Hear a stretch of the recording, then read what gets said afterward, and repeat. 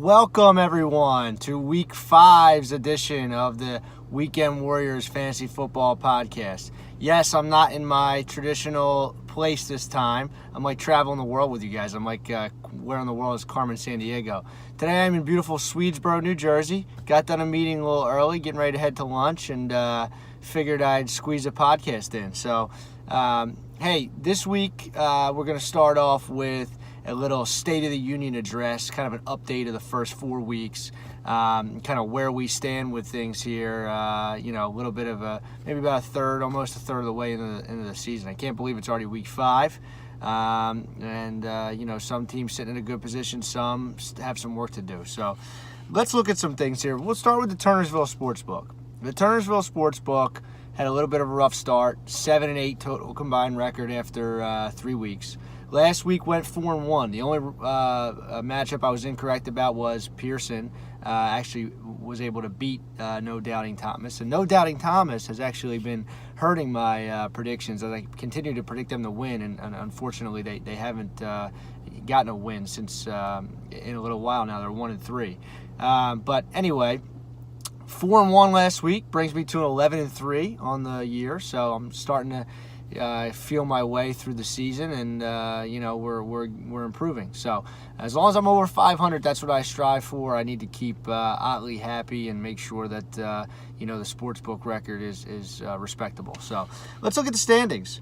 After 4 weeks, Brett, who has the most points scored in the league, sits top in first place. It's no surprise. He has Patrick Mahomes and Alvin Kamara on his team, and they are both respectively the top scorers at their position. So while we're on that topic, yes, Patrick Mahomes, number one quarterback through 4 weeks in fantasy scoring in our league.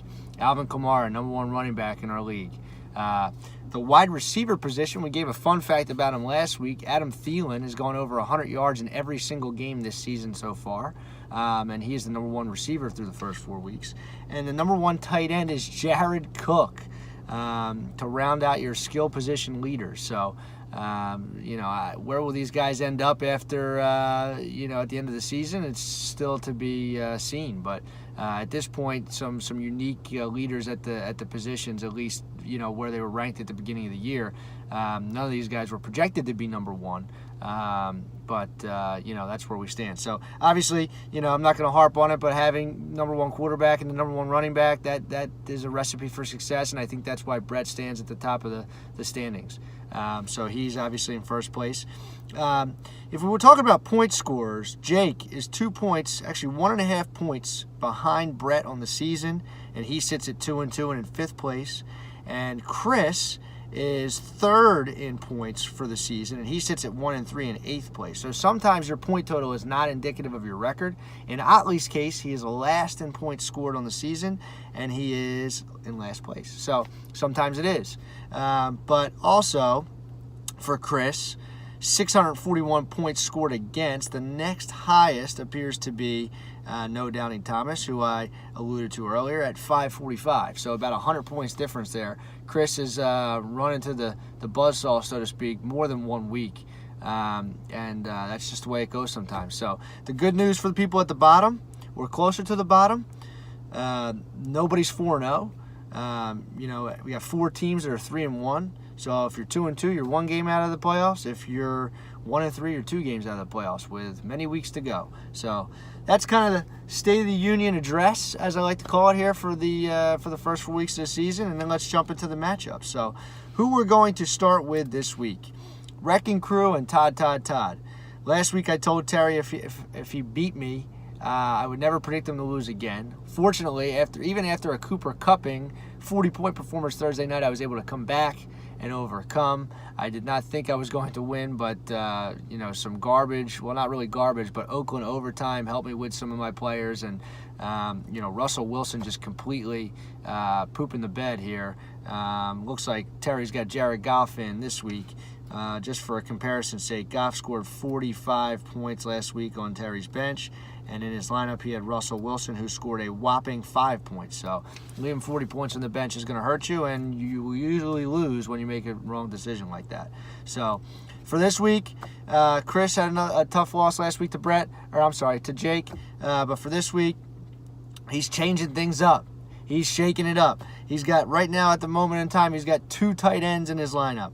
He's got Jordan Howard on bye and Lamar Miller questionable and been very ineffective. So he's got Naheem Hines in Thursday night against New England. So Chris is changing things up. He's got Will Fuller in his lineup right now who's questionable. So he might need to make some adjustments there if things change. But Chris, this is probably the weakest I've seen his team look all season. He's got Todd Gurley at Seattle. I know Seattle's defense isn't what they have been over the years, but, they're still not I wouldn't want to have my running back going against them in their house. I'd much rather have some other teams they'd be going against. For Terry, Jared Goff at Seattle. Not a great matchup. Again, that offense, though, maybe it's just an outlier. So it's going to be, if Gurley gets 3 touchdowns and, that's going to be big for this matchup. If Goff throws another 5 or, even 3 or 4, it's going to be a huge balance in there, what they do in the running game versus the passing game. Plus, Terry's got Cooper Kupp. I know all about Cooper Kupp. So, those guys can hook up as well. Terry's running backs, all of a sudden, I thought they were weak to start the season. James White, now with Burkhead out, it's him and Sony. It's a 2-man show. James White had very good point total last week, I think close to 20. Adrian Peterson was on bye last week. Now he's at New Orleans. It's a great matchup, Monday Night Football. And, he doesn't have Fournette, but he has Yeldon. So Yeldon at Kansas City, he's actually been better. If Fournette doesn't play, which I know he's ruled out this week, it actually works out for Terry because then he doesn't have to guess who to play. So, for those reasons, I really like Terry's team this week. It looks like he will be without T.Y. Hilton, so he'll probably have to make a change there.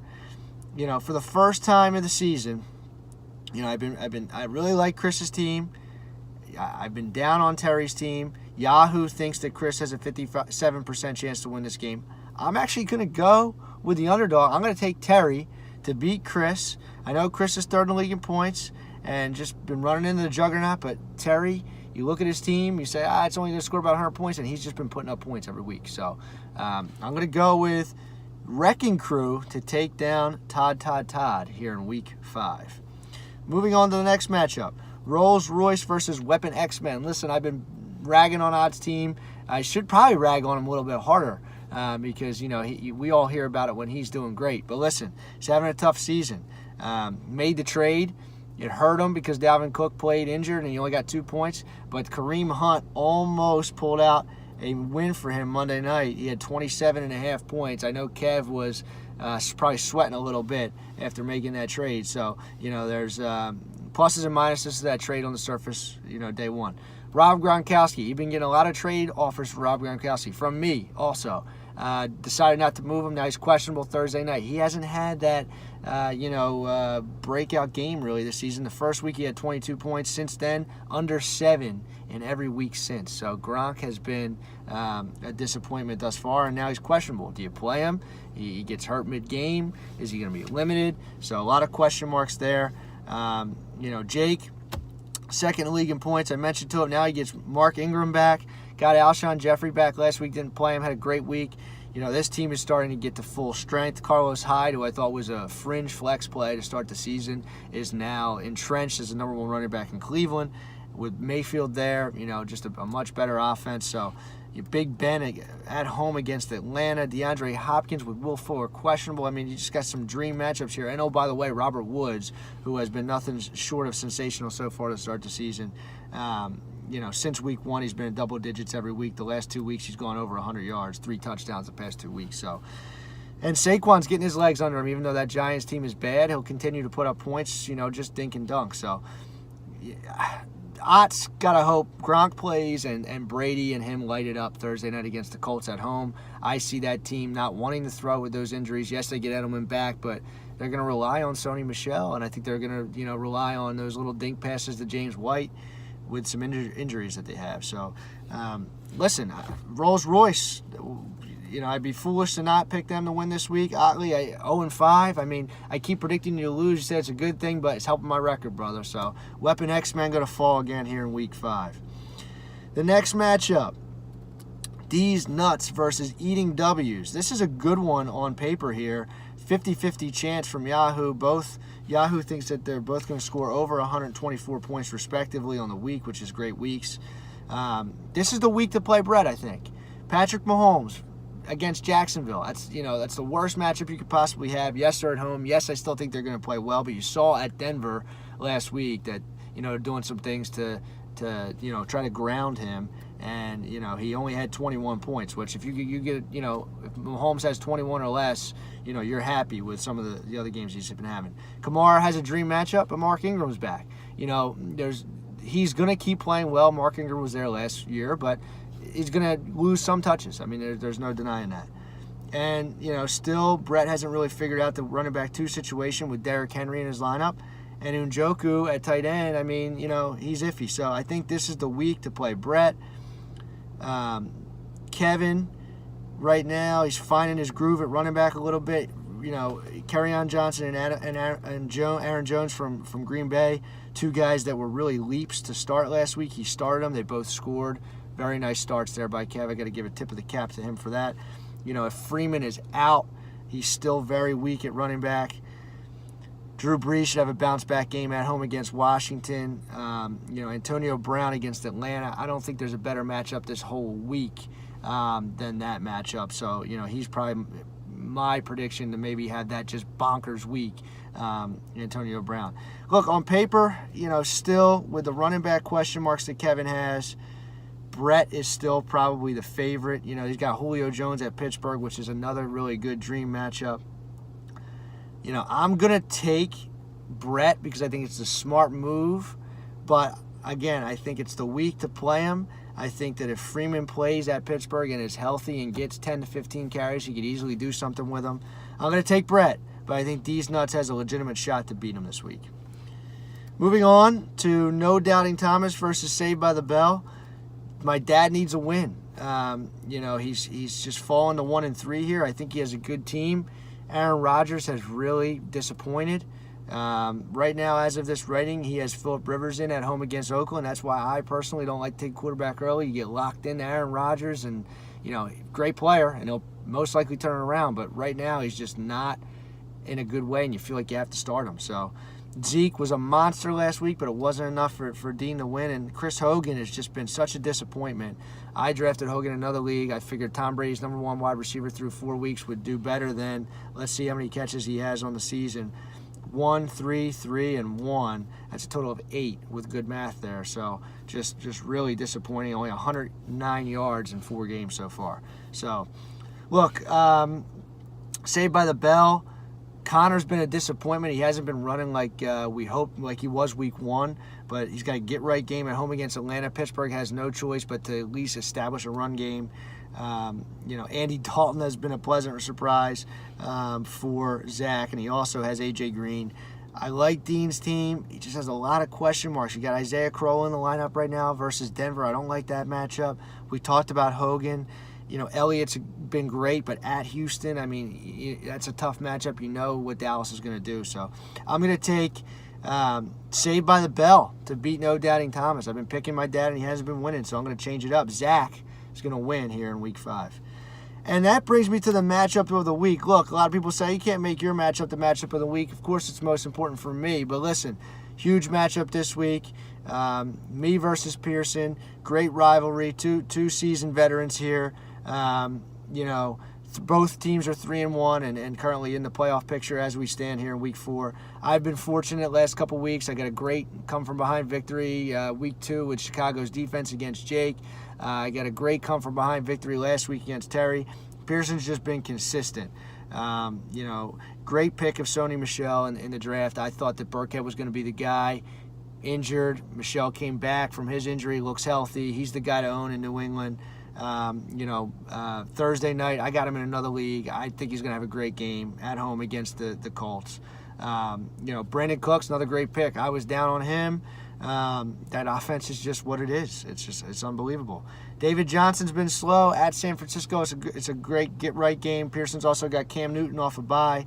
Keenan Allen's a ticking time bomb. He hasn't had a good season so far, but any week he could have 10, 11, 12 catches for 100 and a touch. So at home against Oakland, you can't ask for a better matchup. I need to hope Melvin Gordon, kind of shifting focus over to me, is able to do his thing. Joe Mixon, maybe will be eased back into the lineup for Pearson. He's got Gio Bernard, who's been great, but it looks like Mixon's going to be back this week. We'll see how that works out.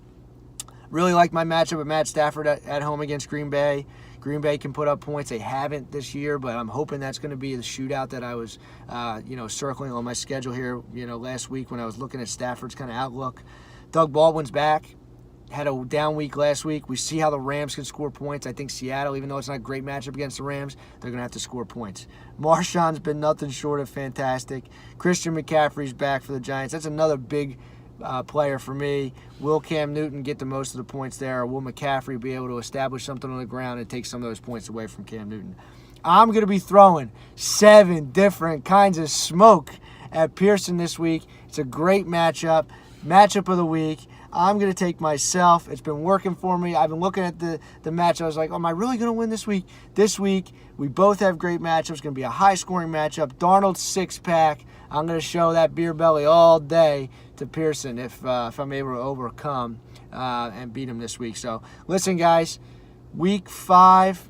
Going to be an exciting week. 4 weeks in the books. I know it's a little bit of a longer podcast. No guest star this week. I wanted to make sure we kind of gave a nice recap of where we stand thus far in the season. I wish you guys all luck here in week 5. Besides Pearson, you're going down. Commish out.